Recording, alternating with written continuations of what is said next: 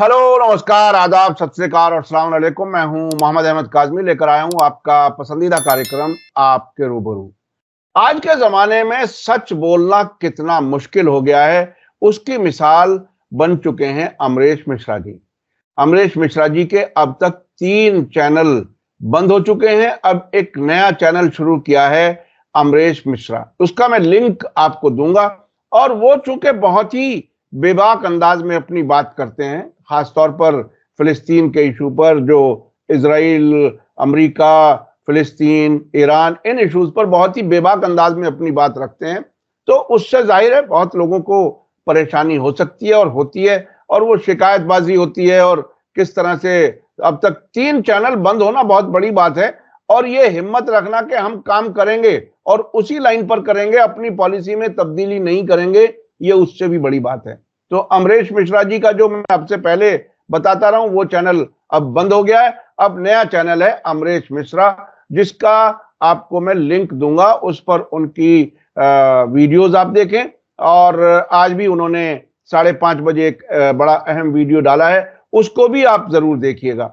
आज हम अमरीश मिश्रा जी से ये बात करेंगे कि ये आखिर बेरूत में जिस तरह से Hassan Nasrallah, Sayyed Hassan Nasrallah और हाशिम सफीउद्दीन के जनाजे के मौके पर इजराइल ने अपने जंगी जहाज भेज करके लोगों को डराने की कोशिश की, लेकिन वहां लोग उसी तरह से मुट्ठी बंद करके इजराइल मुर्दाबाद और अमेरिका मुर्दाबाद कहते रहे। ये आखिर क्या कुछ है? चूंकि देखिए, मैं बहुत ही एक सेंसिटिव बात कह रहा हूं, शायद अजीब सी लगे।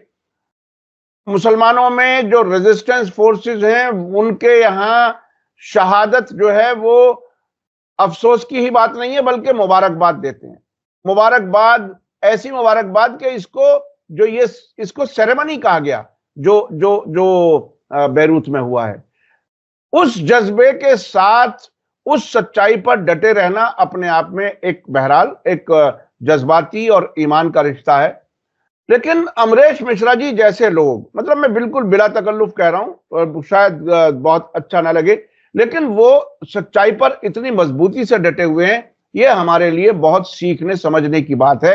और वो जो लोग बहुत जल्दी डर करके बैठ जाते हैं, उन्हें ये समझना होगा कि जिंदगी सच्चाई के साथ ही चले तभी ठीक है। नहीं तो भटकते हुए लोग तो दुनिया में बहुत हैं, जिन्हें बेपैंदी का लोटा भी कह देते हैं मुहावरे के तौर पर। बहरहाल, अमरीश मिश्रा जी से हम आज बात करेंगे कि किस तरह से इजराइल ने, जो सैटरडे को 600 के आसपास फिलिस्तीनी छोड़ने वाले थे, उनको नहीं छोड़ा गया, और उसके बाद बातचीत अटकी हुई महसूस हो रही है। क्या कुछ देख रहे हैं? बेरूत से क्या मैसेज है? गाजा से क्या मैसेज है? हमास क्या कुछ कह रहा है? और आखिर इजराइल को इतनी बड़ी परेशानी क्यों हुई कि वो बेरूत पर हवाई जहाज उड़ाता है, जंगी जहाज जिसमें बम भी हो सकते हैं, और उधर कहता है कि हमारी बेइज्जती मत करो, हमास के लोगों को, जिस तरह से आप लोगों को छोड़ते हो इजराइलियों को, उससे हमें बहुत ह्यूमिलिएशन होता है। अमरीश मिश्रा जी, वेलकम है आपका। मीडिया स्टार वर्ल्ड को आप समय दे देते हैं, उसके लिए बहुत बहुत शुक्रिया। आप ये बताइए, ये जो दोनों तरफ से पैगाम है एक तरह का, इसको किस तरह से देख रहे हैं? बेरूत में तो कमाल हुआ है।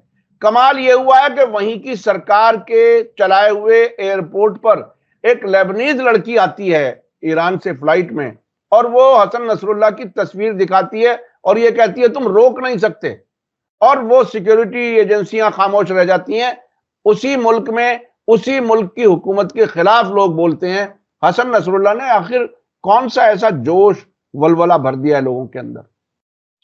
देखिए, ये मैं आपको बताता हूं कि ये एक बड़ा लंबा एक इतिहास है इसके पीछे। एक मैं कहूं तो एक तपस्या है इसके पीछे बहुत लोगों की, और उसके लिए हमको लेबनान के हिस्ट्री में जो लोग, जिस तरह से लेबनीज रेजिस्टेंस डेवलप हुआ है, क्योंकि लोग उसको ईरान का प्रॉक्सी समझ के ये कह के उसको खारिज कर देते हैं, जबकि सच्चाई ये है कि बड़ी लंबी जद्दोजहद लेबनान में चली है, और खासतौर पे जो शिया कम्युनिटी लेबनान की है, वो बहुत ज्यादा ओप्रेस्ड थी।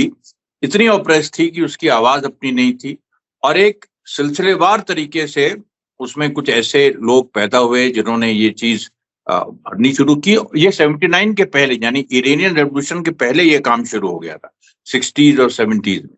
और लेबनान जैसे कि जानते हैं कि जब ऑटोमन एम्पायर ब्रेकअप हुआ तो फ्रेंच मैंडेट बन गया, फ्रेंच कॉलोनी था, और 1943 के आसपास इसको आजादी मिली।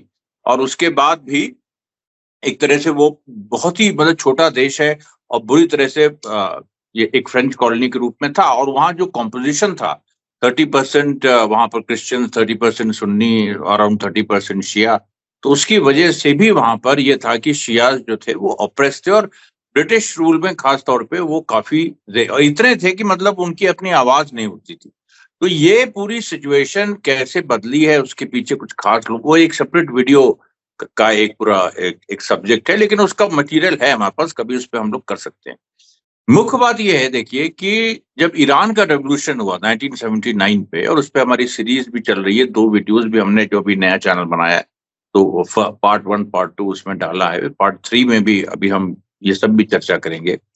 तो लेबनान में देखिए जो ईरान का रेवोल्यूशन हुआ, उससे जो लेबनान के अंदर जो ताकतें उभर रही थी, उनको एक दिशा मिल गई, और उनको एक ये मिल गया कि एक्चुअली अच्छा वो बातें जो खुमैनी साहब ने कही, बेसिक जो उसका जिस्ट था, अब क्योंकि मैं एक्सप्लेन कर रहा हूं कि जो रेजिलेंस है, क्यों इतनी ये जो स्टेडफास्टनेस है, ये जो पूरी तरह से खड़े रहना, और कल हवाई जहाज उड़ रहे थे और वहां से एक आदमी नहीं हिला, बल्कि और ज्यादा बढ़ते चले गए, ये जो पूरी बात है, इसके पीछे देखिए जो खुमैनी साहब ने एक नए तरीके का आइडिया दिया 79 में, कि जो 12 शिया है, अब 12 शिया वो आप थोड़ा बता दीजिएगा, जो एक 12 शिया जो मेन जो जिसमें मेजोरिटी शिया है, मतलब शिया में मेजोरिटी जो क्रीड है, उसमें जो इमाम मेहदी के आने की बात है, तो उन्होंने ये कहा कि इमाम मेहदी के आने के लिए तुम्हें यहाँ पर कंडीशन क्रिएट करनी होगी,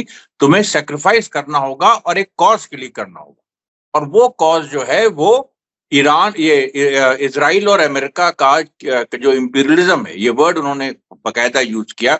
कम्युनिस्ट सर्कल्स के बाहर ये वर्ड हमारे ख्याल से पहली बार इस तरह से यूज हुआ।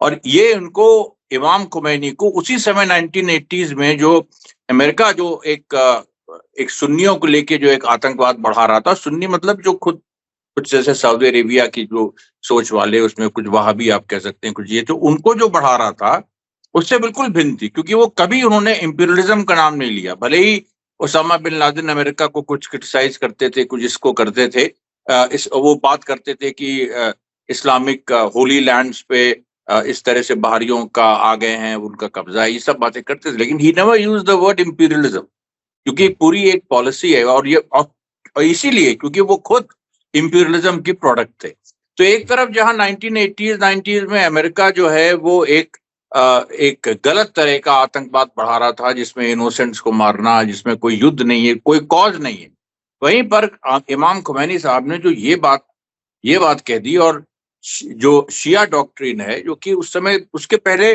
पैसिव और क्वाइटिस्ट मानी जाती थी, उसको इन्होंने नया एक पूरा रेवोल्यूशनरी उसमें फर्वर ये भर दिया कि अरे तुम लोग वेट क्या कर रहे हो, अभी कुछ वेट करने की जरूरत नहीं है, उसकी कंडीशन तो क्रिएट करो, उसके लिए तुम्हें एक बड़े इनकलाब की जरूरत है, इनकलाब करना होगा, तुम्हें अभी से जो जालिम ताकतें हैं उनके खिलाफ हथियार उठाना पड़ेगा। ये जो पूरी बात है, इससे देखिए लेबनान गैल्वेनाइज हो गया, और फिर आप 1982 में हिजबुल्लाह बना, और हिजबुल्लाह भी देखिए काफी उसमें जद्दोजहद। मैं फिर आपसे कह रहा हूं कि जो हमारी जो यहाँ पर कोशिश है वो यही है कि ये कहना कि इरानियन प्रॉक्सी, वो भैया हम इंस्पायर कहीं से हो सकते हैं, मैं इंस्पायर हो सकता हूँ इमाम खुमैनी से हिंदू होते हुए, लेकिन हमको उनके प्रॉक्सी नहीं।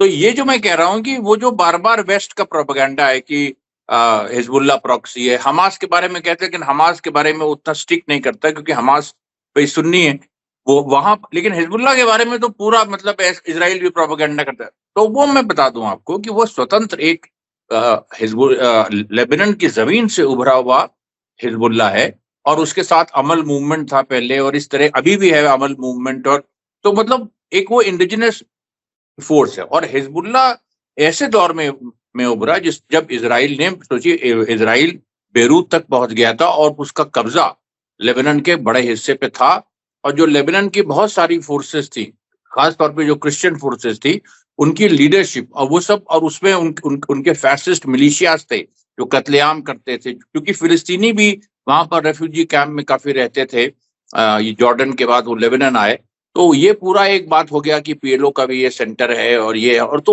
वो पूरा जो जुल्मात हैं वो इतने ज्यादा वहां पर थे। वहां पर फैसिस्ट ग्रुप्स जो हैं बड़े बड़े, ये 1982 में 83 में बड़े एक बड़ा फिलिस्तीनी मैसाकर हुआ था जिसमें हजारों फिलिस्तीनी मारे गए थे, और उसको यही जो व्हाइट फैलेंजिस्ट जो ग्रुप्स हैं, फैसिस्ट ग्रुप्स, इन लोगों ने किया था इजराइल के पूरे देख रेख में। जैसे हिंदुस्तान में जैसे आप 2002 गुजरात हुआ, बिल्कुल वही कि पुलिस की देख रेख में वो एग्जैक्टली वो चीज 1982 में वहां पर हुई थी।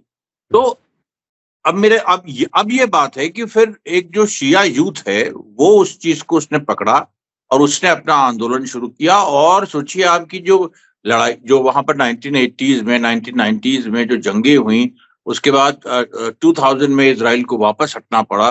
तो शिया जो पूरी एक, मतलब कभी उन लोगों ने सोचा नहीं था कि कभी ऐसी भी फोर्स पैदा होगी जो हमारे बारे में बात करी। इतना सप्रेस थे शिया, मतलब सच्चाई में बता रहा हूँ। कोई भी, मतलब ये कोई और कम्युनिटी भी कहीं हो सकती है, वो एक अलग, लेकिन लेबनान के संदर्भ में अब वो जब कम्युनिटी जग गई और उसने देखिए एक 2000 में इजराइल को बाहर कर दिया, अपनी पार्टी बना दी, पार्टी ऑफ गॉड, जो हिजबुल्लाह का लिटरल ट्रांसलेशन है।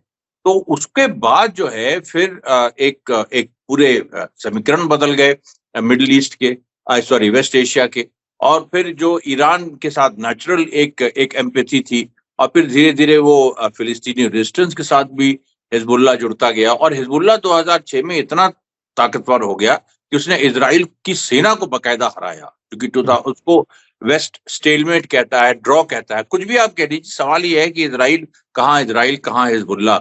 और हिजबुल्लाह ने उस समय अपने एक खास टेक्निक जो उसने रॉकेट वॉरफेयर की वहां पर इजाद की थी, तीन लोगों की टुकड़ी, करीब सैकड़ों 3 लोगों की टुकड़ियां एक रॉकेट के साथ पूरा घूमती रहती थी, गुरिल्ला स्टाइल में वो अपना मारती थी।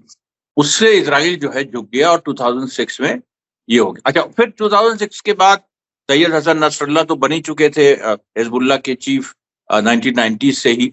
तो उन्होंने फिर उसको नए स्तर पे उसको बढ़ाया। रिसोर्सेज जब आए, जब सारी चीजें हुई, तो एक सोफिस्टिकेटेड आर्सनल, मिलिट्री आर्सनल, ये सारी चीजें क्रिएट हुई। और लेबनान में देखिए, लेबनान क्या है कि वो फ्रेंच कॉलोनी था, और लेबनान जो देश है और जो उसको इंडिपेंडेंस मिली और फिर ये सारी चीजें हुई, फिर सिविल वॉर मैं जैसे बता रहा हूँ हुआ, फिर एक समझौता हुआ कि भाई इसमें शिया सुन्नी क्रिश्चियन तीनों का एक एडिक्वेट रिप्रेजेंटेशन होना चाहिए। तो फिर प्रेसिडेंट क्रिश्चियन हो, प्राइम मिनिस्टर सुन्नी हो, और स्पीकर जो है पार्लियामेंट का शिया हो। अभी भी जो सिस्टम चल रहा है, तो वो सारी जो एक स्थिति थी। लेकिन लेबनान अभी भी देखिए, it is a nation in the making.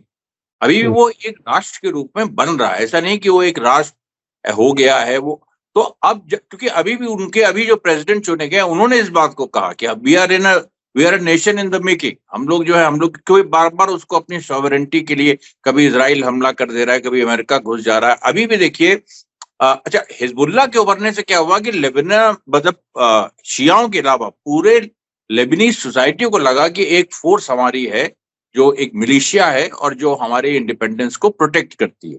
तो अल्टीमेट तो वहां पर एक नए तरह का समीकरण बना, उसमें बहुत सारी जो क्रिश्चियन फोर्सेस हैं उनका भी एक वहां भी टूटन हुई, एक बड़ा हिस्सा हिजबुल्लाह के साथ आया।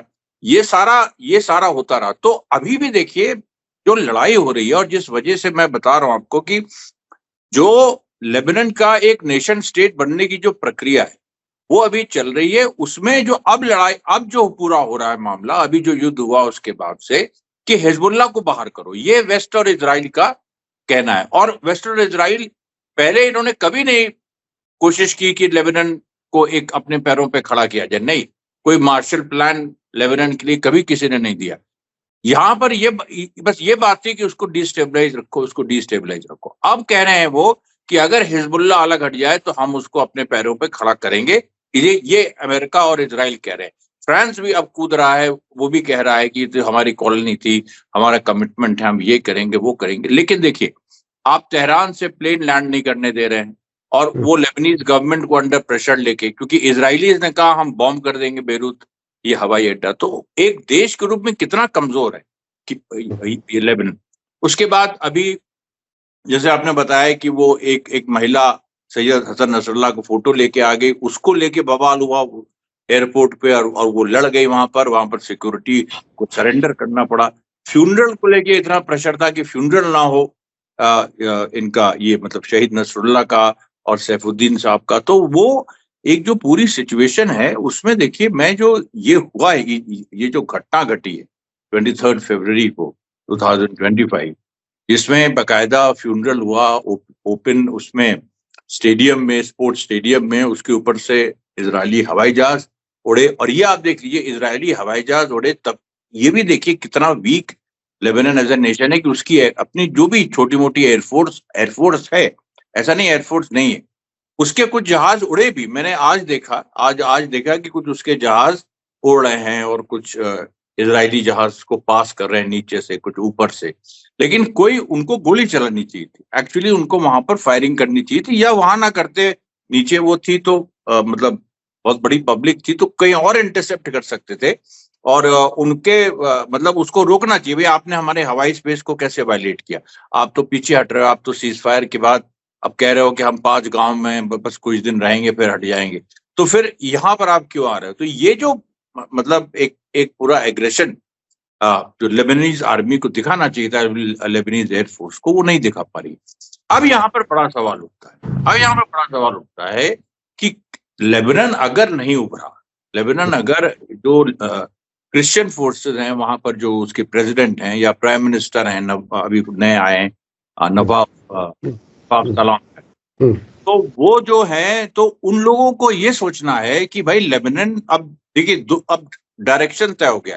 लेबनान या तो हिजबुल्लाह की सरकार में चलेगा, और अगर हिजबुल्लाह की सरकार में नहीं चला तो फिर लेबनान जो है वो इजराइल उसको निगल दे। क्योंकि इजराइल देखिए, उसने कह दिया है कि सीरिया से हम नहीं हटेंगे। उसने वार्न कर दिया है सीरियन गवर्नमेंट को कि जहां पर हैं वहां मत आना, क्योंकि अगर इधर आओगे तो फिर हमसे युद्ध होगा। उसके बाद लेबनान में वो कह रहा है कि अभी हम इनडेफिनेट टाइम तक हम इन 5 गांवों में रहेंगे। ये वेस्ट बैंक में उसने देखिए टैंक भेज दिए। सेकेंड इंतिफादा जो हुआ था सन 2000 में, 25 साल बाद वेस्ट बैंक में टैंक भेजे, 25 साल बाद टैंक भेज दिए हैं।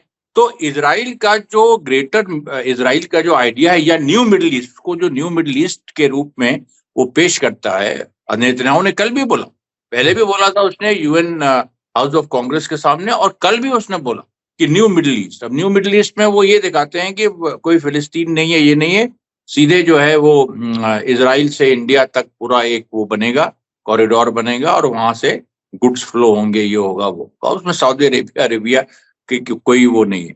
अब यहाँ पर देखिए, अब जो सवाल यहाँ पर आ गया है वो अरब मुल्कों के लिए भी बड़ा महत्वपूर्ण सवाल है, वहां की जनता के लिए भी है, कि हिजबुल्लाह जो है लेबनान में ऐसे पॉइंट पे है जहां पर देखिए ऐसा हो सकता है कि लेबनान में एक मतलब हिजबुल्लाह को पावर टेक ओवर हो सकता है करे, अभी आज नहीं करे तो कुछ महीने बाद करे, क्योंकि इजराइल वहां से नहीं हटेगा चाहे कुछ भी आप।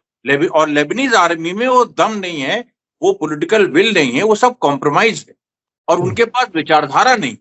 देखिए जो वहां के सुन्नी, और ये रियलिटी है, इसमें कोई किसी धर्म या उसकी बात नहीं है, रियलिटी है ये कि ऑर्गेनाइज्ड पॉलिटिकल फोर्स रेजिस्टेंस के हिजबुल्लाह है, और सुन्नियों और क्रिश्चियन में वहां पर कोई ऐसी फोर्स नहीं है जो आगे बढ़ के कुछ भी ऐसा कर सके। उनके अंदर वो चीज नहीं है, अब नहीं है तो नहीं है।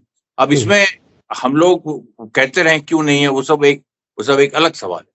लेकिन आज की जो स्थिति है, जो प्रैक्टिकल रियलिटी है, वो यही है कि हिजबुल्लाह को वहां पर पावर टेक ओवर करना होगा, और वो नहीं, अगर हिजबुल्लाह ने पावर टेक ओवर किया तो फिर हिजबुल्लाह को भी वो लोग खत्म करेंगे। ये चीज साफ हो गई, और ये भी साफ हो गया है। और ये अब वहां देखिए, और ये भी हो सकता है कि वहां पर फिर से अगर हिजबुल्लाह इस तरह से उभरेगा, और उभर रही है उसको, तो वो फिर से क्रिश्चियन सुन्नीज को इंसाइट करेगा वेस्ट, और जो इंपीरियलिस्ट फोर्सेस है इंसाइट करेगी कि तुम फिर से सिविल वॉर शुरू करो। लेकिन हिजबुल्लाह तैयार इस बार, उसको दबाना भी होगा इन लोगों। तो इसलिए देखिए, ये जो एक, अगर लेबनान को as a nation state survive करना है, ये बात तय हो गई 23 फरवरी की फ्यूनरल से, तो Hezbollah has to take over.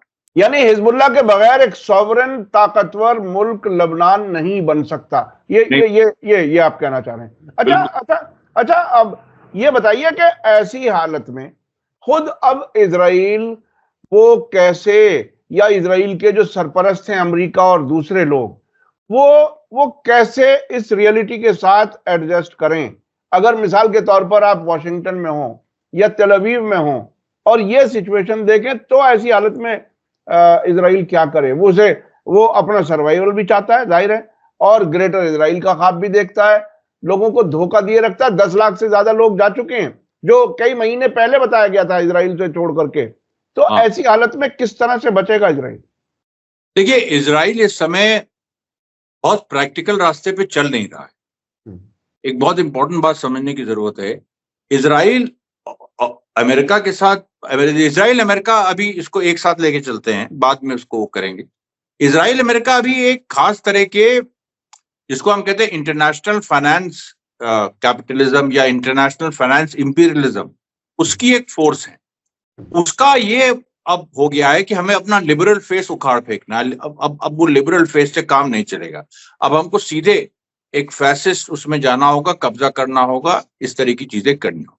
Israel देखिए जो ये कर रहा है, सबसे जो इंपॉर्टेंट बात है जो लोगों को समझना चाहिए कि वो अपने सर्वाइवल के लिए नहीं कर रहा है। ये अमेरिका, ये बाइडेन कहा करता था जब बाइडेन था प्रेसिडेंट कि Israel is fighting for its existence. It is not fighting for its existence, क्योंकि सर्वाइवल पे उसके कभी सवाल ही नहीं।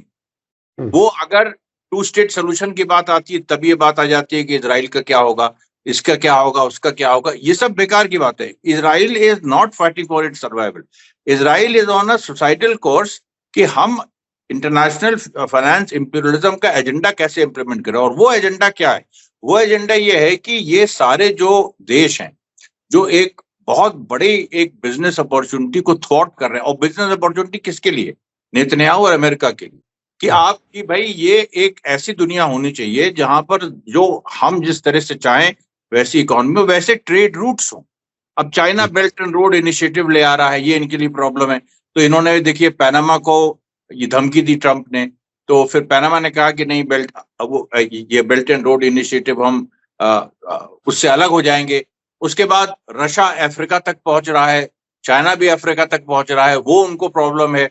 वो इस तरीके से चाहते हैं कि हम जो हमारे जो कंपेरेटर्स हैं, खासतौर मतलब जो अमेरिकन इजरायली इंपीरियलिज्म की, जिसकी नई आइडियोलॉजी का नाम जायनिज्म है, बाय द वे, मैं बीच में कहना भूल गया था, जो बहुत ही क्रूर, आक्रामक, और जो वेस्ट की आइडियोलॉजी नहीं थी, है वो 19th सेंचुरी जो व्हाइट मैन्स बर्डन था, जिसके तहत अंग्रेज भारत आए, उन्होंने यहाँ रूल किया, उसका एक्सटेंशन है। लेकिन वहां व्हाइट मैन नहीं है, वहां जायनिज्म है, कि मतलब एक ऐसी स्पेशल लोग रहेंगे, चोजन पीपल, जो कि पूरी दुनिया में डिक्टेट करेंगे टर्म्स, और डेमोक्रेसी वगैरह नहीं रहेगी। ये पूरी एक थिंकिंग है जायनिज्म। अब यहाँ पर देखिए जो इजराइल कर रहा है, ये उसकी उस एजेंडे की तरफ बढ़ रहा है। इसको ग्रेटर इजराइल बनाना है, और ग्रेटर इजराइल बनाने के लिए एक वो तो है ही एक ये ज़ायनिस्ट आइडियोलॉजी, पर उसके पीछे सर्वोपरि उसके इकोनॉमिक फैसिज्म जो वो लागू करना चाहता है, या जिसको कुछ लोग टेक्नो फ्यूडलिज्म भी कहते हैं, या नियो फ्यूडलिज्म। मतलब कि भाई कैपिटलिज्म का तो मतलब एक समय था फ्री कंपटीशन, आप सबको बराबरी का एक कम्पीट करने का अधिकार होना चाहिए। बीच बीच में इस तरह के दौर आए भी, लेकिन अब कैपिटलिज्म का मतलब हो गया है इंपीरियलिज्म, और इंपीरियलिज्म अलाउ नहीं कर सकता है कि वो ये मतलब फ्री कंपटीशन कतई अलाउ नहीं कर सकता अब उसको। और वो ये भी जानता है कि डेमोक्रेसी और लिबरल चेहरे से भी हम अब इस एजेंडे को इम्प्लीमेंट नहीं कर पाएंगे, तो एक फैसिस्ट और उस तरह से अथॉरिटेरियन एक हमको फेज में जाना होगा। वो जा रहे हैं। अब उसमें कत्लेआम उन्होंने पूरी दुनिया के सामने कत्लेआम क्यों किया? इसके पीछे भी यही था कि दुनिया को तैयार करना, कि अभी आने वाले 50-100 सालों में कई जगह ऐसे कत्लेआम होंगे, तो दुनिया तैयार हो जाए। सोशल मीडिया को भी रहेगा, ये भी रहेगा, लेकिन कत्लेआम भी होंगे, और वो हम जैसा चाहेंगे। जैसे ट्रंप ने कहा हम गाजा के लोगों को डिस्प्लेस कर देंगे, ये कर देंगे, वो कर देंगे। ये जो सारी जो प्लान्स, अब देखिए ट्रंप ने कहा कि रिवियरा हम बनाएंगे। अब ये रिवियरा वाला जो आइडिया है, ये पहले कभी ट्रंप ने ये नहीं कहा कि हम कोई स्टील की फैक्ट्री वहां लगाएंगे गाजा में। चलो आप गाजा के लोगों को हटा के एक फैक्ट्री लगा दो।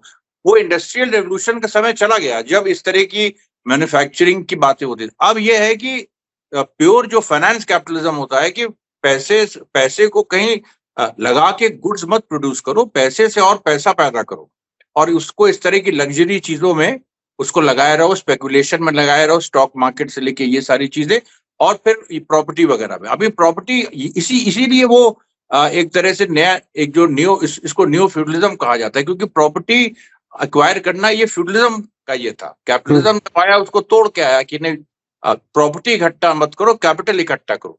अब यहाँ ये आ रहा है कि वापस वो प्रॉपर्टी पे जा रहे हैं, क्योंकि उनको लग रहा है कि अभी, इसीलिए देखिए जो 3 कृषि कानून भी जो यहाँ लागू हुए उसके पीछे भी एजेंडा था, बहुत बड़ा एजेंडा था भारत के एग्रीकल्चर को। अभी यूक्रेन में देखिए, यूक्रेन दुनिया का ब्रेड बास्केट है और उसको उसके जमीन को कंट्रोल करने की अमेरिका की मंशा है, और रूस भी इस बात को समझ रहा है। और बिल्कुल ट्रम्प इस समय झुका हुआ लगेगा आपको सब कुछ, लेकिन उसका अंदर से वही एजेंडा है कि यूक्रेन जो है मान जाए, अपने रिसोर्सेज हमको दे दे, और वो जो मतलब जो सबसे ज्यादा जो मतलब यूरोप का ब्रेड बास्केट उसको कहा जाता है, गेहूं जो सबसे ज्यादा यूक्रेन पैदा करता है, उस पर भी हम कंट्रोल कर ले। तो अब आप सोचिए, तो भारत क्यों नहीं वो चाहेंगे कि यहाँ भी हम कंट्रोल कर लें, और चाहे जिस माध्यम से, अडानी के माध्यम से करें, मोदी के माध्यम से करें, जिस माध्यम से करें। ये देखिए एक बहुत बड़ा एजेंडा है, और इसको लेके इसमें रेजिस्टेंस, अगर रेजिस्टेंस नहीं हुआ तो फिर आप सोच लीजिए कि जो किसान जो की बहुसंख्या है दुनिया की, वो गुलामी की तरफ जा रही। यानी इसका एक नतीजा मैं जो आप तक समझाऊं, क्योंकि वक्त की लिमिटेशन रहती है, आपसे अभी और कई बात करनी है। ये जो रेजिस्टेंस हमें मिडिल ईस्ट में नजर आ रहा है, जो इजराइल के खिलाफ लड़ रहे हैं, वो बजाहिर तो ऐसा लग रहा है कि ये मुसलमानों की लड़ाई है, फिलिस्तीनियों की लड़ाई है। असल में उस फ्यूडलिज्म की, उस इंपीरियलिज्म की, जिसे फासिस्ट इंपीरियलिज्म तकरीबन आपने कहा है, उसके खिलाफ ये एक लड़ाई भी है, जिसका एक ताल्लुक हमारे भारत के किसानों वाले संघर्ष से भी है। जहां भी दुनिया में इस फासिज्म के खिलाफ जो लोग खड़े होना चाहते हैं, हत्ता कि अब तो यूरोप का भी कहना पड़ेगा, जो यूक्रेन में या खुद यूरोप के अक्सर मुल्कों में जो बेचैनी है कि ये अमेरिका हमें हड़प लेगा, या अमेरिका पे हम डिपेंड नहीं कर सकते। तो ये फासिज्म अभी तक तो मिडिल ईस्ट को लूट रहा था, अब यूरोप को भी लूटने का इंतजाम किया जा रहा है। तो खैर ये बहुत ही लार्जर पर्सपेक्टिव में चीजें हैं, फिर कभी और हम बात करेंगे। अब मैं जानना चाहता हूं, ये जो हमास और इजराइल के बीच में जो टकराव की सी हालत फिर से हो गई है, बातचीत शुरू हो गई थी दूसरे फेज की, वो बातचीत रुक गई। 602 जो कैदी छोड़ने थे इजराइल को, वो रोक दिए ये कह करके कि साहब ये तो हमें बड़ा बेइज्जत करके छोड़ रहे हैं इजरायली कैदियों को। वो कहां जाएगा, किस तरफ जाएगा, क्या लगता है आपको? देखिए वही एक ऐसी फांस है, वही एक ऐसी चीज है, क्योंकि अभी देखिए लेबनान में इजराइल कुछ दिनों तक मामला खींच सकता है, अभी हिजबुल्ला फायर बैक करेगा, लेकिन उसमें थोड़ा टाइम लगेगा। सीरिया में भी रेजिस्टेंस अभी डेवलप ही हो रहा है। ईरान पे हमले करने की जो इजराइल की योजना है, फिलहाल वो साकार नहीं होती दिख रही है। तो लेकिन ये तो वहां इजराइल अपने को कंफर्टेबल महसूस कर रहा है, कंफर्टेबल हो या ना हो। लेकिन गाजा में जो प्रॉब्लम है उसकी, कि जो हमास की जो फोर्स है, हमास ने जो नई आर्मी खड़ी कर दी है, जिसको उसने इस प्रिजनर एक्सचेंज के अभी तक देखिए 7 बैचेस हो चुके हैं, और 7वें बैच में इजराइल ने अपना कमिटमेंट नहीं रखा, और उसने जो 600 फिलिस्तीनी कैदी छोड़ने थे नहीं छोड़े। लेकिन उसके पहले आप देखिए, उसी में जो 6 इजरायली छूटे लास्ट अभी 20 फरवरी को, तो उसमें हमास ने फिर से परेड की, उसकी सेना पूरी परेड कर रही थी। हम देख रहे थे वो बाकायदा टर्न लेफ्ट, और उस तरह से पूरा परेड था कि वो जैसे परेड होती प्रॉपर। तो ये जो पूरा एक हमास एक तरफ परेड कर रहा है, और उसमें सारे इजरायली हथियार दिखाए जा रहे थे, जो इजरायली हथियार इन्होंने 7 अक्टूबर को छीने, उनकी नुमाइश चल रही, पूरा जैसे कोई ट्रेड आर्म्स ट्रेड फेयर हो रहा है, उस तरीके से पूरा लगाया हुआ था हमास। तो ये जो हमास की अपनी एक क्रांतिकारी नाफरमानी कह लीजिए, या वो किसी चीज को हमास कह रहा है कि जो रियलिटी है वो हम दिखाएंगे। रियलिटी ये है कि तुम झुक गए हो और हम इस समय आ गए हैं, अब बताओ तुम्हें क्या कहना है। हमास इस लाइन पे, इजराइल कह रहा है कि झुक के चलो, अगर हम झुके भी हैं तो कहो मत। और ये जी और मतलब जैसे होता है हमेशा कि जो एक बड़ी फोर्स छोटी फोर्स से हार जाती है तो फिर उसको ये एक्सपेक्ट करती है कि वो भी तब भी वो दब के रहे। मतलब आप देखिए ये पूरी मानसिकता, फैसिस्ट मानसिकता। तो वो दब के रहने वाली जो बात है, तो वो ये सोच रही थी कि हमास रिलीज करेगा, नॉर्मल तरह से रिलीज कर देगा, लेकिन हमास ने उसको इवेंट बना दिया और इतना खतरनाक इवेंट बनाया कि जो 30 जनवरी को बाद जिसमें उस महिला ने पलट के देखा, जो फीमेल आईडीएफ सोल्जर थी, उसने हमास लड़ाके को पलट के देखा, लड़ाके ने मुंह उधर कर लिया। फिर उसके बाद 20 फरवरी को जो इजरायली सोल्जर ने माथा चूम लिया 2 हमास फाइटर्स का, और वो स्पॉन्टेनियस जेस्चर लग रहा था, वो ऐसे ऐसे उसने बुलाया, ऐसा भी नहीं था कि वो कोई रिहर्स्ड वो मामला तक, ना ही इजराइल ने कहा है, ना ही इजराइल ने क्लेम किया है कि वो रिहर्स है, क्योंकि रिहर्स नहीं था वो। उसी समय उसके अंदर कुछ बात आई होगी भाई वो तो अच्छा, उसके पहले भी देखिए जो लोग रिलीज हुए उन्होंने कहा हमको किताबें दी जाती थी, कुछ महिलाओं ने कहा है कि हमको व्रत रखने दिया जाता था, जुइश जो परंपराएं हैं उसके हिसाब से। तो हमास के लोग ऐसे हैं जो परंपराओं को मानते हैं, सारी परंपराओं, तो ये मतलब उसकी इज्जत करते हैं। और हमको देखिए वो जो पास ओवर में एक फास्ट होता है और अलग अलग जो उनके उसमें है जो व्रत रखने की जो एक वहां पर ये है, तो वो उन लोगों ने रखने दिया हमको। हाँ, ये भी कि एक उनका इजराइल का कोई व्रत होता है जिसमें आप ब्रेड नहीं खा सकते, कॉर्न खाते हैं, तो कॉर्न भी लाके दिया उनको उस दिन। उनको वीट या इस तरीके जब मतलब होगा भाई, जैसे हम लोग हमारे यहाँ भी है गेहूं, तो वो गेहूं की बजाय उनको कॉर्न लाके दिया।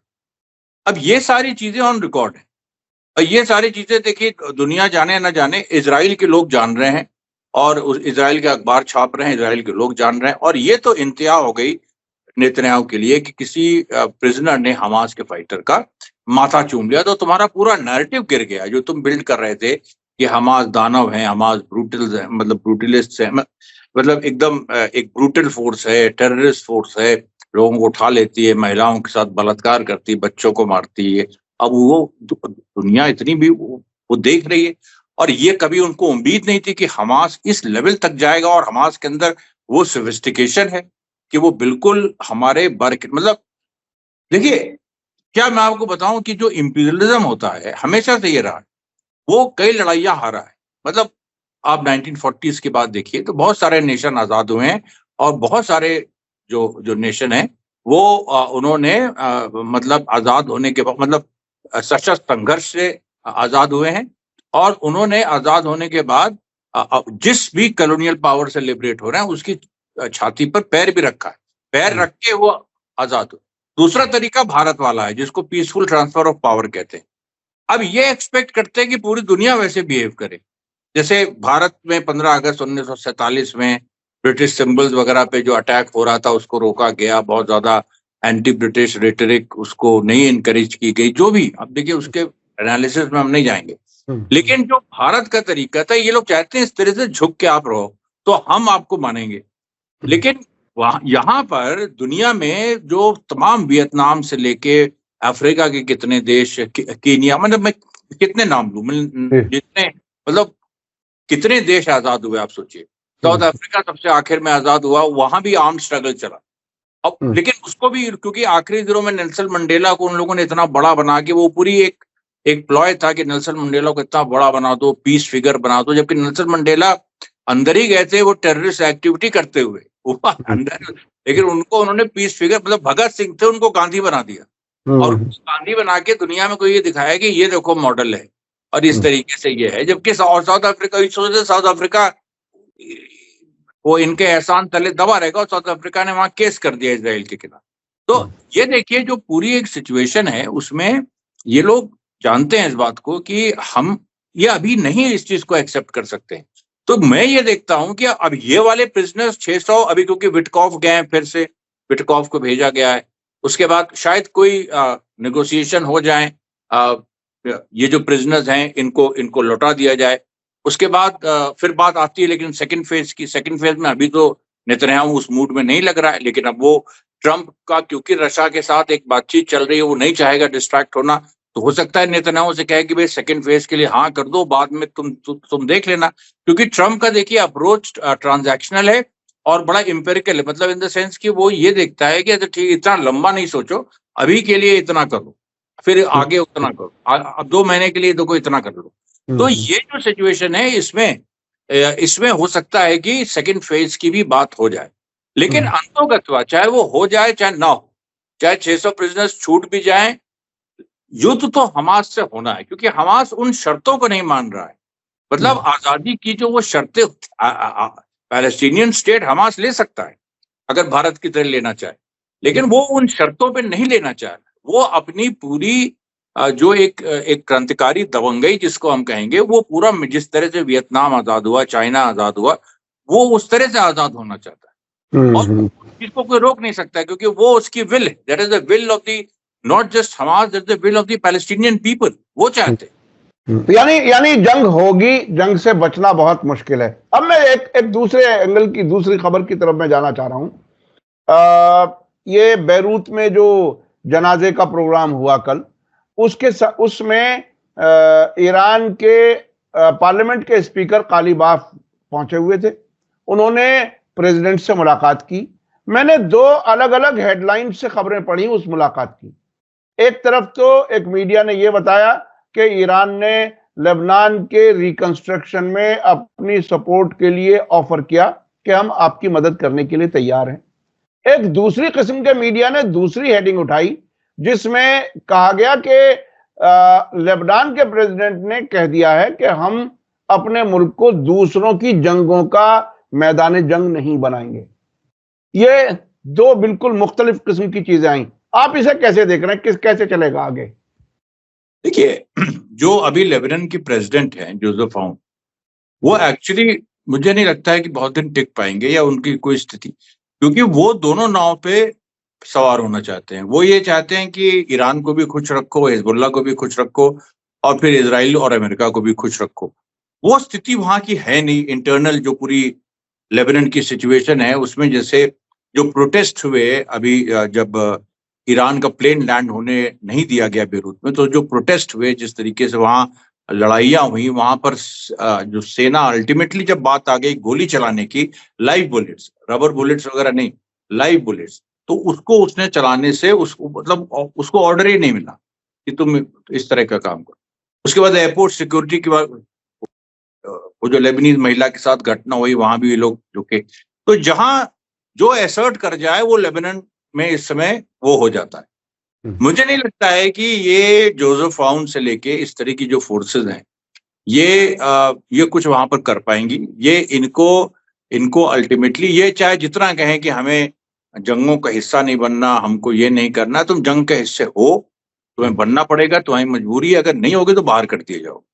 ये पूरी एक सिचुएशन देखिए बिल्कुल क्लियर कट है, इसमें कोई कहीं कंफ्यूजन किसी को नहीं होना चाहिए, क्योंकि वहां पर आप ये देख लीजिए कि वो दौर ही चला गया जब आप ये सोचते थे कि हम दो अपोजिंग फोर्सेस हैं या जो एक वॉर चल रही है उसमें एक साइड है और एक साइड, तो दोनों के साथ हम दोनों को साथ लेके हम नहीं चल सकते। अब वो टाइम लग सकता है, 6 महीना लगे, 1 साल लगे, 2 साल लगे, वो क्योंकि देखिए हिजबुल्लाह जो है वो उसकी राजनीति ये है कि पॉलिटिकली वो लेबनीज पीपल को, नॉन शियास को ये दिखाना चाहता है कि देखो हमने पूरी कोशिश की, हमने हम एक तरह से हम भी झुके, लेकिन हम तुम्हारे लिए झुके हैं टेम्पररी, मतलब लेबनीज यूनिटी के लिए हमने बहुत कॉम्प्रोमाइजेस की।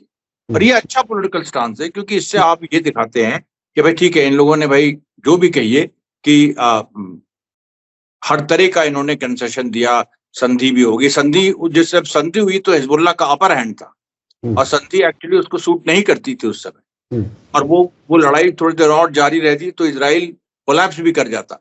लेकिन अब क्या है कि उस समय एक उसकी पॉलिटिकल एक कैलकुलेशन था कि हमें जो नॉन शिया जो जनता है उसके साथ एक हमको उसको मैसेज देना, उसको जितना हो सके साथ लेके चलना है।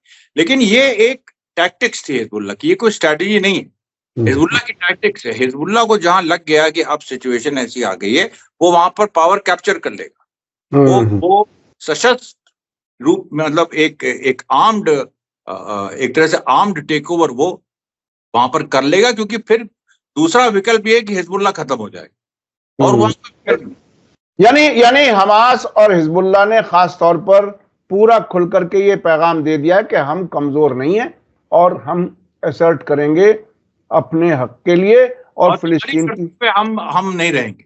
जी जी जी, ये बिल्कुल साफ है। अच्छा, मैं वक्त की कमी है लेकिन मैं आखिर में जिक्र कर दूं अपने दर्शकों को कि कल जब बेरूत में ये जनाजे का जुलूस हो रहा था, उसी वक्त तेहरान में इस बैकग्राउंड के साथ कि ईरान से फ्लाइटें बंद कर दी गई थी। ईरान की राजधानी तेहरान में एक सबसे बड़ा जो प्रेयर ग्राउंड समझ लीजिए, ईदगाह हमारे हिंदुस्तानी जबान में अगर कहा जाए, तेहरान के बिल्कुल सेंटर में बहुत बड़ी जगह, उसे मुसल्ला कहा जाता है वहां फारसी में। उसमें वो जनाजे का सिंबॉलिक प्रोग्राम रखा गया और उसमें लाखों लोग इकट्ठे हुए। तो इसमें एक पैगाम बहुत साफ है कि ईरान की लीडरशिप, जो रिवोल्यूशनरी जज्बे वाले लोग हैं, वो अपने लोगों को किसी भी सिचुएशन में ठंडा होने या सो जाने का कोई मौका नहीं देते, जगाते रहते हैं कि आप अगर बेरूत नहीं जा सके तो यहां तेहरान में ही हिजबुल्लाह के लीडर्स को याद करें। और वो उन्होंने बहुत बड़ा प्रोग्राम किया। बहुत बहुत शुक्रिया अमरीश मिश्रा जी। मैं अपने दर्शकों को एक बार फिर कहूंगा कि मैं इस वीडियो के साथ लिंक दे रहा हूं नए चैनल का जो अमरीश मिश्रा जी के नाम से है। उस पर आप जाएं और उनकी वीडियोस मुसलसल देखें और जरूर कोशिश करें कि न सिर्फ खुद सब्सक्राइब करें बल्कि अपने सोशल मीडिया प्लेटफॉर्म्स पर ज्यादा से ज्यादा शेयर करें और लोगों को कहें कि सब्सक्राइब भी करें और वीडियो ज्यादा से ज्यादा देखें। क्योंकि जिस जज्बे से, जिस मेहनत से, जिस कोशिश से एक मिशन बना करके अमरीश मिश्रा जी काम कर रहे हैं, उसको मैं समझता हूं सभी को अप्रिशिएट करना चाहिए। बहुत बहुत शुक्रिया। इसी के साथ मुझे दीजिए इजाजत। धन्यवाद, शुक्रिया। जय भारत, जय हिंद। मीडिया स्टार वर्ल्ड के और वीडियो देखने के लिए हमारे चैनल को सब्सक्राइब करें और सीधे नोटिफिकेशन पाने के लिए बेल आइकन दबाएं। और अगर हमारी खबर सच्ची और अच्छी लगे तो अपने व्हाट्सएप, इंस्टाग्राम, फेसबुक और ट्विटर अकाउंट पर जरूर शेयर करें।